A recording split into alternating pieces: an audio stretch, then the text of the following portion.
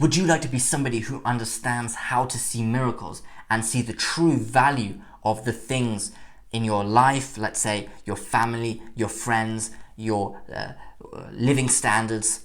Then listen to this entire video where I explain the law of entropy and how actually the things that are in order in your life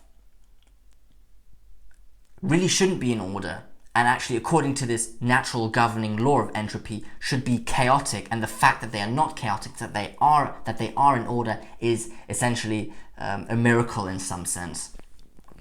So before we get into this video, please give it a thumbs up and subscribe to my channel if you'd like to learn more about self-development, dating, and how to reduce suffering in life. Let's get into it. Now, there is a book called The Brothers Karamazov by the author Dostoevsky, and there is a quote in that book which really struck me. It says something along the lines of, "Faith does not spring from the miracles, but the miracle from faith." So what he's saying is, you don't see miracles and then suddenly believe in God or believe in some higher power, but you first have to believe in the higher power before you can see miracles. And I think that is, to a degree, I think I do agree with this, and I will explain why this is the case. So what he's saying is that miracles don't suddenly make you have some, spiritual revelation and think that there is some power that governs the world, but actually you first have to believe in the power before you can actually see the value or the divinity in the people around you, let's say, or the value of what you possess, let's say. And when I'm talking about God, I'm not talking about some dude sitting on a cloud with a grey beard. I'm talking about some governing structure that, some structure that governs our societies, our universe, let's say, which I've made a lot of other videos about that, about the truth and about religion, and which you can check out if you want to. So, in order to see miracles, you first need to understand a little bit of the nature of reality. And there is a governing natural law called entropy, which is a tendency from nature to move from a state of order and organization into chaos. It declines into a fragmented state of being. This happens for, let's say, civilizations. They're organized, but they tend, as time moves along, they fragment, they collapse and don't exist anymore.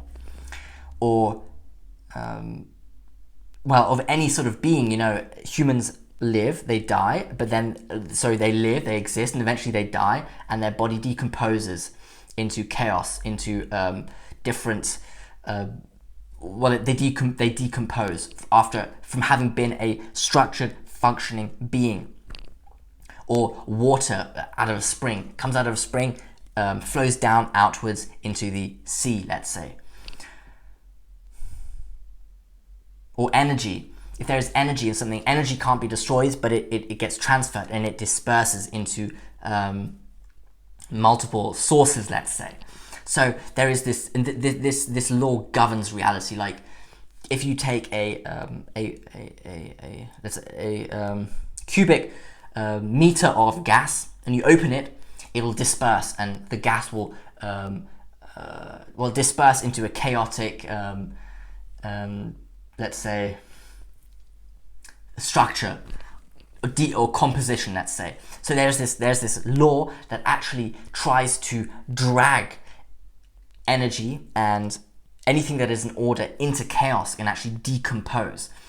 And we face this every day. And if we recognize that actually the natural state of being is chaos, is this unorganized state, then we actually realize that what we have, this organization, this order in our lives of, you understand, you can predict the behavior of the people around you, you know what you're doing, who you're surrounded by, what your life is about. That is extremely valuable, because really, according to the law, this like governing law of entropy, it should not be the case. Now, I do think that if you are aware of how beautiful and organized our lives are in comparison to the natural force that functions in the opposite direction, then you are more likely to believe that there must be something, let's say, potentially divine that lies within humans, that have enabled humans to set up these organized structures in society, let's say. And perhaps perhaps I think Dostoevsky, with this quote of faith and miracles, is referring to this, that when you open your eyes and you believe, let's say you have faith, whatever that means, you recognize in awe how the things happening in your life are miracles. But the recognition of the miracle depends on you opening your eyes. It is the opening of your eyes which is the faith, or the belief in like a governing, potentially divine power. Now, what do I mean with opening your eyes? Particularly, like, I would say it's firstly recognizing entropy, and also acknowledging that your life situation could be far worse and more dire, let's say. So it is, because it is very easy to forget how blessed we are. And before I use the word blessed, I would like to break it down and express what I mean. So without sounding like fluffy and motivational when I use the word blessed, what I'm trying to say is that life could really be significantly worse. You could lose a limb, you may lose your eyesight because of an illness, your parents might die in a car crash. Like, there are so many realistic scenarios that could occur that would bring monumental suffering and chaos into your life. Like, mathematically, the number of opportunities for something unwanted to happen to you is extremely high. This is simply because we're so limited as human beings, physically and mentally, and we're situated in an unlimited environment. Hence, the universe is able to send to us like an infinite number of disasters and diseases, but you do not have an infinite supply of resources to protect yourself repeatedly. That is essentially the explanation for why we suffer. It's because we're so limited, but we're situated in an environment that has infinite energy inflicted upon us, let's say. Yeah, so I do think that this is true of life, that the probability of us suffering and being faced with the natural drag of entropy is real. When you open your eyes, you notice this and you realize it. So you see a reality for what it truly is, and it's quite a dark reality, unfortunately. And this realization then makes you aware that it is a miracle that you are currently in a state of harmony, or let's say at least you're not in a state of bloody warfare. And this is rather peculiar because only something sort of divine or extremely powerful would be able to counteract the natural force of entropy. Like, think about it. Somehow humans have been able to progress in terms of living standards, average level of wealth, etc., across time, whilst being subjected to entropy, and that is insane. I mean, only something seriously powerful would be able to achieve that, right? And that is when I think this is when faith or belief comes into play. Like, then you notice that the true value of the peace and love which surrounds you is, well, it is extremely valuable, let's just put it like that. Then you see that miracles do really exist. I mean, it depends how you define it, but I would say a miracle is something that is potentially shouldn't be there, but surprisingly is in a desirable way. And then, then you see that miracles do exist because the peace and love that shines around you is like a precious light in a pitch black abyss. Like, the abyss is entropy and chaos, but somehow there is a light there, and which is a miracle, the fact that it's actually there. And I think a fair amount of people do not open their eyes because it is quite painful. It is painful to realize the harshness of nature, or how cruel it is.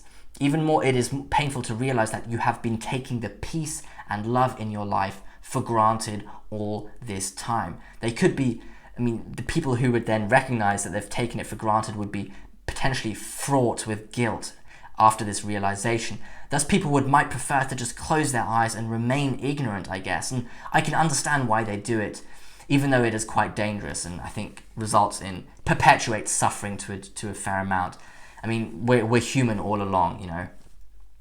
So if we bring this back now to this quote by Dostoevsky, that faith does not spring from miracles, but the miracle from faith, is that when you realize how complex and typically the tendency for nature is to decline in how organized it is, so into a state of chaos. And when you're in a state of chaos, you don't understand anything, you can't predict anything, because you cannot comprehend the dynamics of your environment, how things will behave in the future. And that is extremely anxiety provoking, because you need to survive as a human, and if you cannot predict your environment, it's very difficult to maneuver.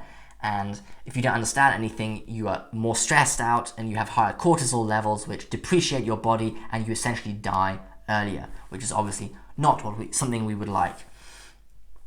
And so you first need to see this tendency for entropy in nature and how valuable the order is in your life and the peace and the love you have in your life, because really it somehow doesn't fit with this law of entropy and the tendency for things to be chaotic in life. It's quite peculiar.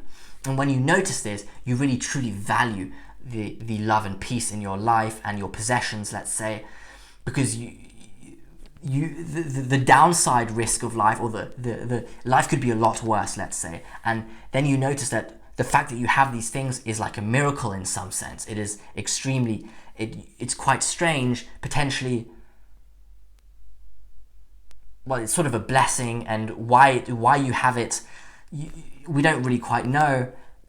But I guess some people would call it God or some religion, that for a reason for why it would exist in your life or why you would have it. So I hope you enjoyed this video. Please give it a thumbs up and subscribe to my channel if you'd like to learn more about self-development, dating, and how to reduce suffering in life. Thank you for listening.